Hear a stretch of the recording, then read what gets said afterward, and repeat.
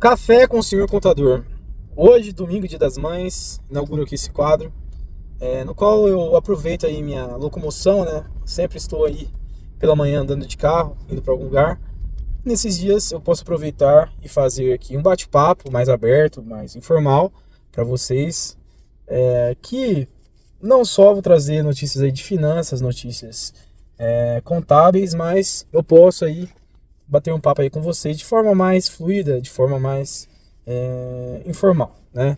E hoje, domingo, Dia das Mães, visito logo mais minha mãe. Eu moro aqui na mesma região que ela e a gente tem que aproveitar, né, por ter nossa mãe, por poder dar um abraço, levar um presente, e logo mais estarei ali na casa dela para aproveitar também aquele rango de domingo, né? A gente faz algo junto ali em família.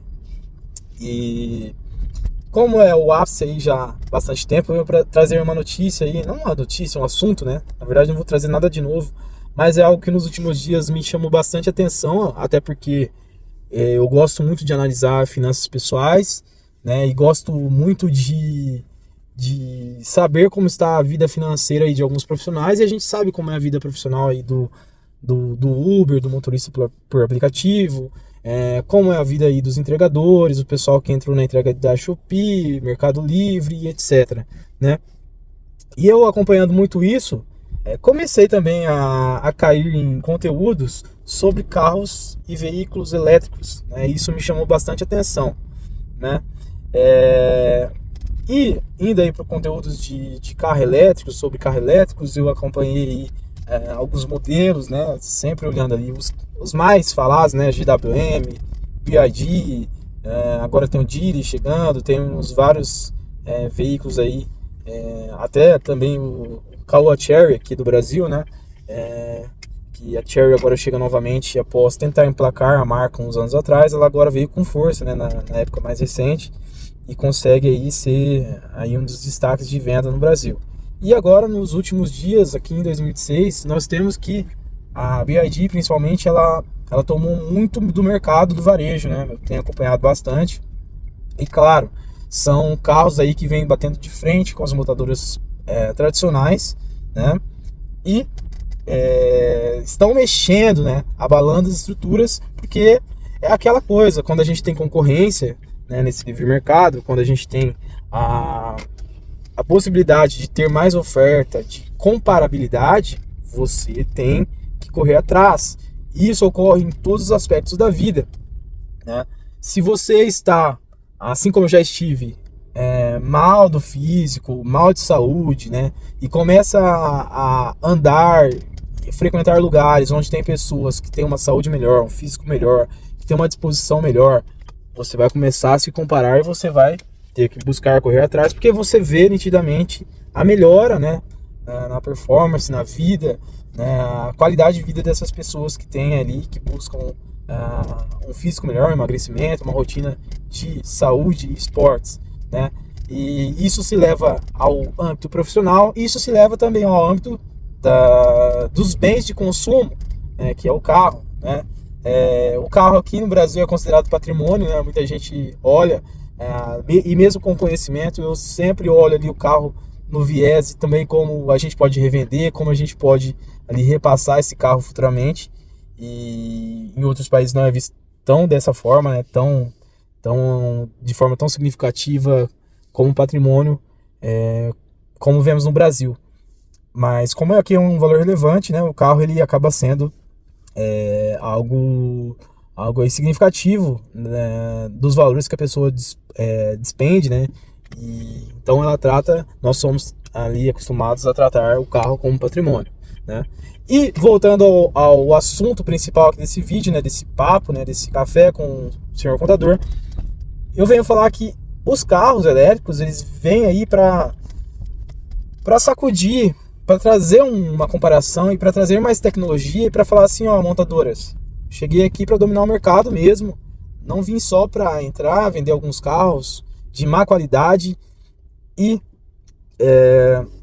ir embora, né? Só para pegar uma fatia de mercado e ir embora. E não, os carros elétricos, as montadoras de elétricos estão realmente estrategiando, estão avançando no Brasil, né? Você vê nitidamente aí no varejo, se você pesquisar, você vai ver que muita gente que falava mal do carro elétrico agora está tendo que dar o braço a torcer, porque ele funciona em alguns aspectos, tá? Para algumas pessoas, né? Para mim, talvez não funciona.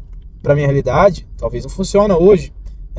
Para sua realidade, talvez não funciona, mas de repente para o seu vizinho, que possui a energia solar, que possui ali a capacidade de recuperar a bateria. Inclusive, do meu lado agora, eu falando nesse vídeo, está passando um Raval, eu acho que é Raval, assim que fala, virando ali a rua, acho que não foi possível ver, que é da GWM, se eu não me engano, né? E esse carro aqui no interior de São Paulo, ele está vendendo que nem água, né? A gente sabe que o carro elétrico ele também está chegando com um valor elevado, só que quando você compara, por exemplo, o Raval GWM, que creio que seja um SUV, né, um SUV, com os pares de mercado, que eu acho que seria o Creta, HR-V, eu não sei exatamente ali quais seriam os concorrentes de Cross, que concorreriam diretamente com esse Raval, mas você vê que tem uma entrega de tecnologia, e agora eu estou chegando em outra esquina aqui, agora tem um cor prata escuro, um cinza aqui na esquina, e está realmente assim surpreendendo a quantidade de veículos que a gente vê aqui no interior dessa marca. Ali tem um. Mas enfim, e a gente vê que esses veículos eles têm chego aí no mercado, e eles têm sacudido, e eu acho que essa é a intenção das pessoas ao comprarem, darem a oportunidade para o carro elétrico. Ver que o quê? Que se você fazer o mercado girar, mais concorrência, sair do tradicional e dar um pouco de confiança, você vai também ajudar o mercado a fluir, porque nós estávamos escravos de algumas marcas, né, que dominaram o mercado por muitos anos, né, e estabeleceram um patamar onde você começa num carro de entrada muito básico, né, com uma qualidade que foi decaindo com o tempo, embora os aspectos de segurança estejam aí bem melhorados nos últimos anos. No aspecto de tecnologia, de acabamento, a gente vê que falta muita coisa, que para você acessar um top de linha, você tem que despender aí de muito dinheiro, né? Então eu acho que o carro elétrico é positivo, e o carro elétrico ele vai funcionar para muita gente, ele vai funcionar principalmente para Ubers. O Dolphin Mini ele vai funcionar, e ele vai trazer uma economia, uma possibilidade desses caras que trabalham com Uber, né, 99, que trabalham aí com